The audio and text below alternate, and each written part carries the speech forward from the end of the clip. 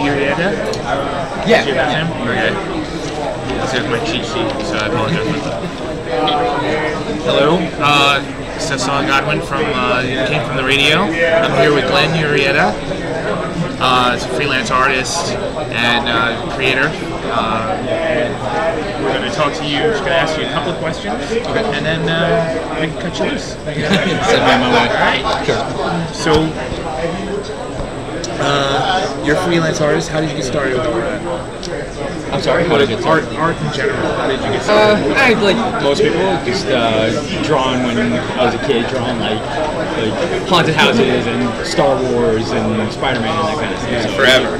Like everybody, like pretty much everybody. Did you go to school for art? I did. I went to school of visual arts. School of visual arts. Yeah. Okay. And now you are independent or freelance publisher? Yeah, I'm a freelance illustrator, and with the comics, I produced my own, and I just recently hooked up with Inbeoncon, so they're distributing my book, the first issue, digitally through their site. So. Could you tell us a little something about your book? Yeah, sure. It's so the elevator pitch kind of thing. It's Goonies meets Lost, and then make something completely different. But there's a writer called Andrew Box, and he does these novels about child protection kind of thing, and he says it's his way to Trojan horse big complex ideas, but using crime fiction as a way to sort of put it out there. So kind of like a fun public service announcement. Right. There's a lot of statistics behind that kind of stuff. So you wanna sort of make it a little easier to digest. But so the idea is that I have these books, these 4 kids who hopefully by the end of this issue you kind of get an idea of what their relationship is, and then hopefully you fall in love with them, and then I'll toss them into a meat grinder and see what comes out of it. But so you deal with loss, you deal with possible abduction, you deal with just pitfalls of everyday life. The nature of lifelong friendships and the crucible of high school and bullies and that kind of stuff. So that's the intent. And then you throw in a little bit of sci-fi and monsters and that kind of stuff. Is it a one shot or is it an ongoing thing? It's gonna be an ongoing thing with a definitive end to it. So you have a storyline all mapped out. Yeah. It has a definitive end with these characters, but it takes place in the real world with real town names and stuff. So the idea that whatever happens in these books can affect everything else. So if I ever want to go back to that universe and populate it with different people and just dealing with the aftermath at the same time. Exactly. Okay. All right. So how many issues do you think?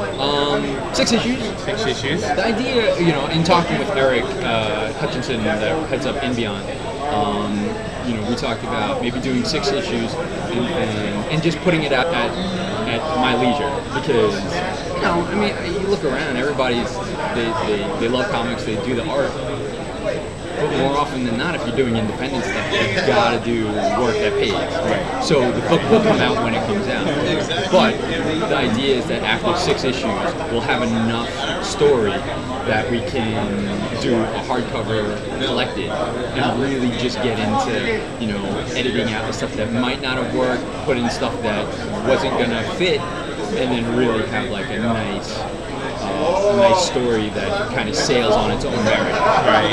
And then adding ancillary stuff that shows how the sausage gets made kind of stuff. Sketches.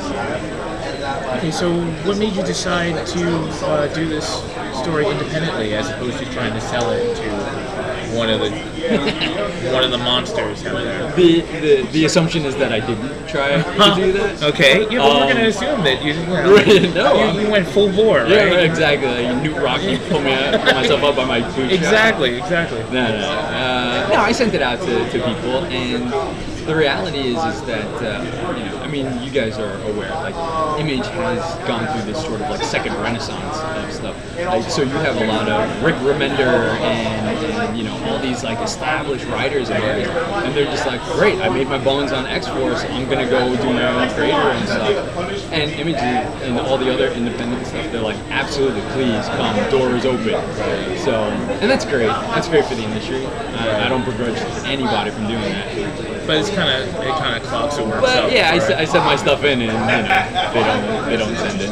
No, I understand. It's fine. After all this takes off, it's going to be a completely different story. Yeah. All right. Can you tell them about where to find you, your mass media, and all your contacts, and just let them know? Okay, so Papercut Kids on Facebook. Okay. Right? And then through that, you can hop onto the Tumblr and the Twitter. It's PPRCUT, at PPRCUT, Papercut. Okay. Because I don't like vowels? That's not true. Yeah. Yeah, so Tumblr, Twitter, Instagram, Facebook. And then if you want to just check out like my art and blog, it's GlennUrieta.com. Alright. Okay. Yeah. Thank you very much. Thank you. Appreciate it. All this craziness, but you did a great job, and good luck. Thank you. Thank you. Thank you for being patient. I'm sorry